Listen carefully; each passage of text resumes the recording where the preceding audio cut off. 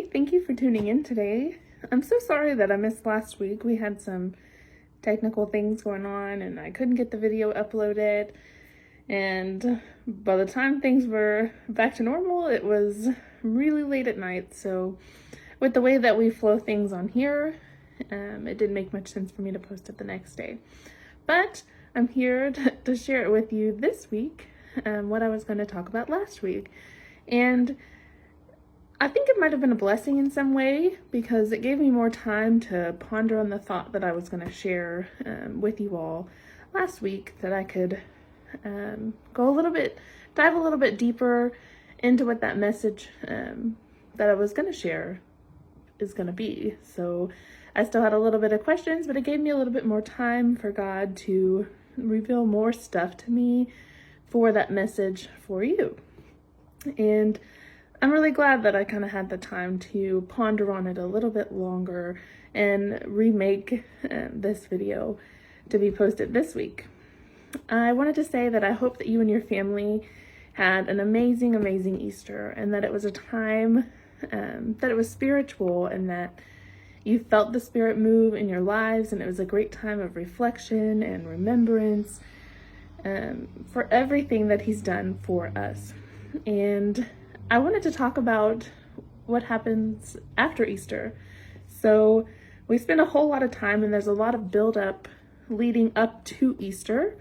But what about after Easter? Because I feel like we talk about Easter, we talk about His life and His death and what that meant for us, but it's like after Easter, we just go on to the next. And even with that, you see the people that come in for Easter and we never see them again until it's Christmas time or the next Easter. And I just feel like there's so much buildup. And then there's question about, what does it mean? All this happened, what does it mean? And what does it mean for after Easter? So that's what I wanted to dive into this week with you all. After Jesus' death, and He rose from the dead, and He came back and He spent 40 days preparing His disciples and people for His ascent into heaven. And that was eating with them, talking with them, teaching them, just preparing them for what life after Jesus' life on earth looked like. And there was three main things that stood out to me. And one was that His resurrection, He came back and explained that His resurrection was real, and that we are all inheritors of that gift. 2, that His physical part was complete, but there are requirements, expectations, I would say, to partake in these blessings.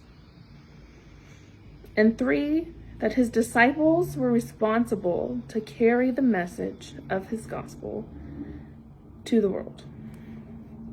So, with 1, that His resurrection was real.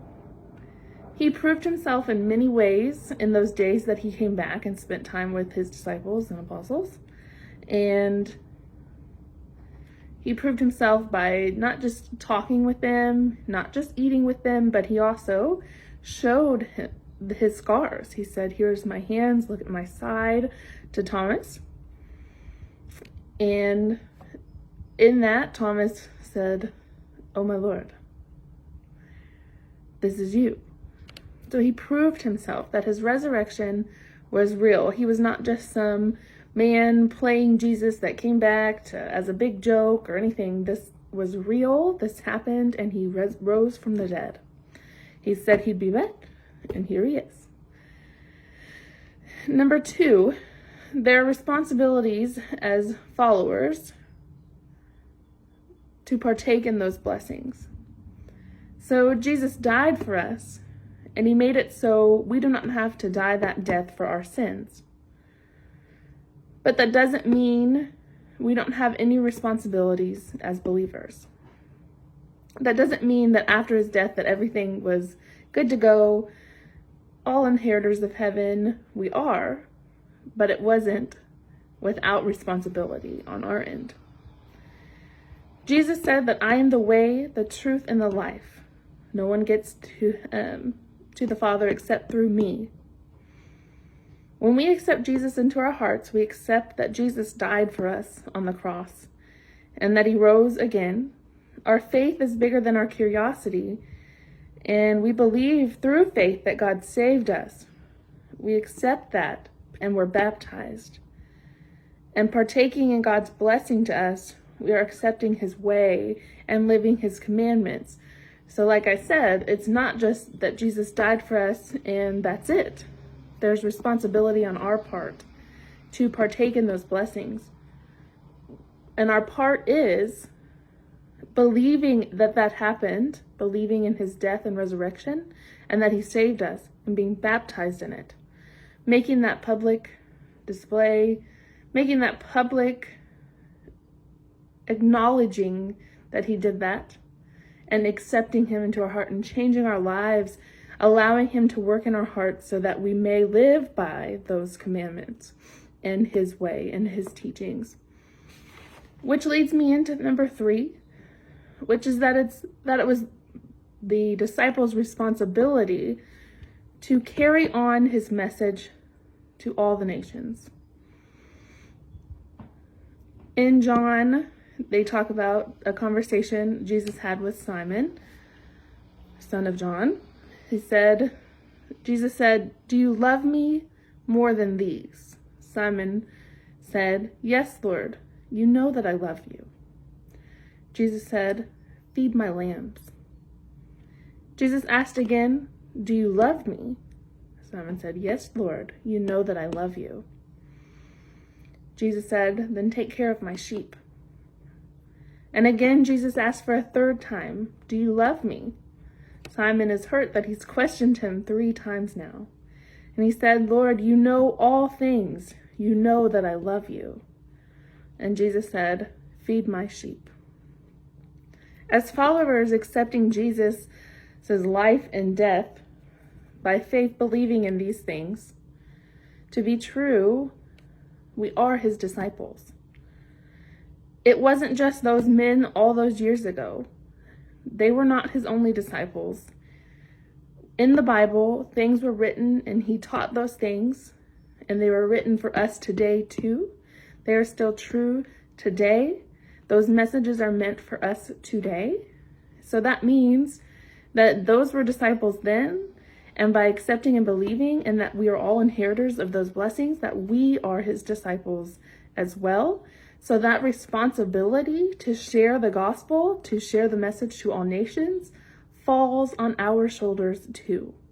If it was just to them then, there wouldn't be anything to share.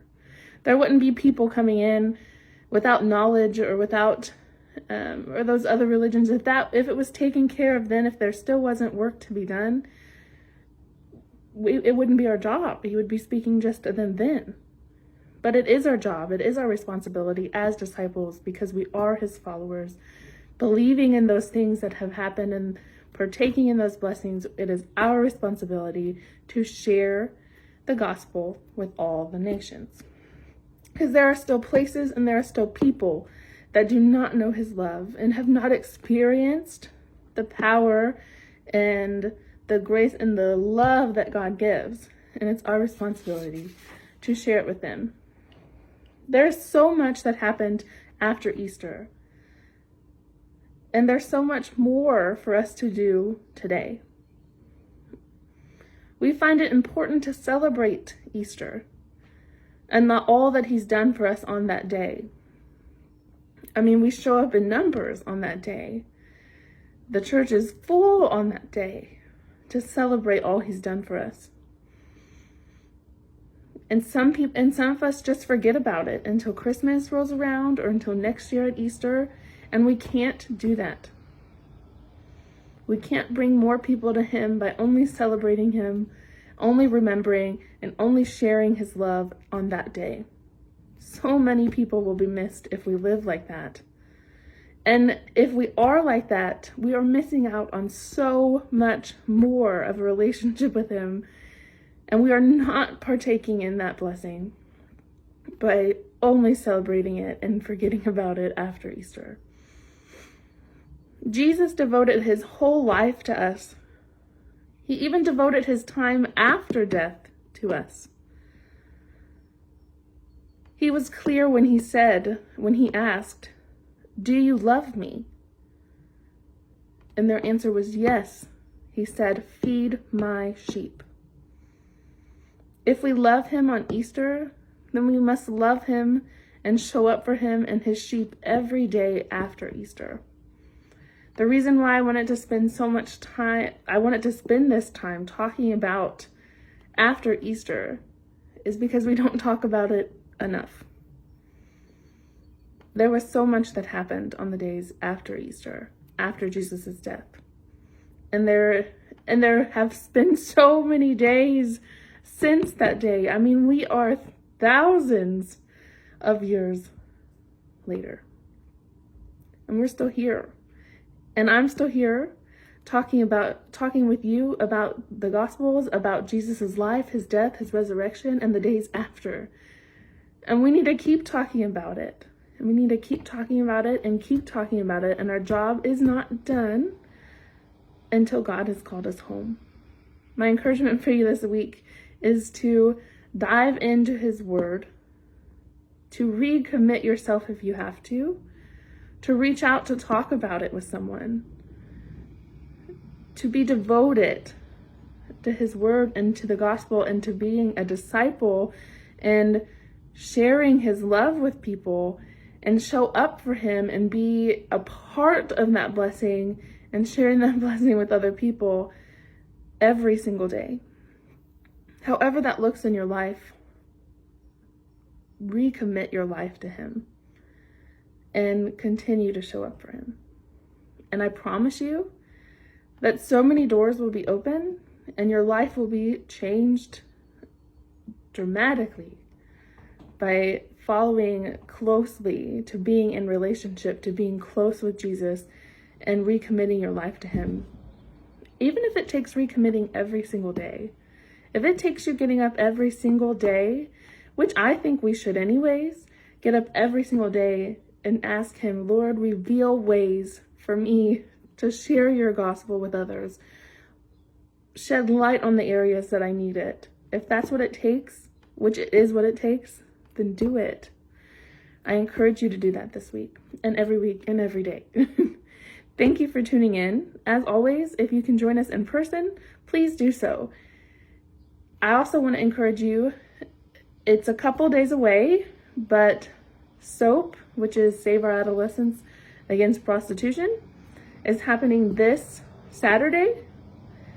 Please sign up and be a part of it. If you have young kids, even if you're an adult, it is so important to be aware of what's happening today in our lives as far as prostitution goes. It is a big, big, big issue. And if you think Kentucky isn't a part of it, then you are so wrong. So wrong, because Kentucky, prostitution happens every single day.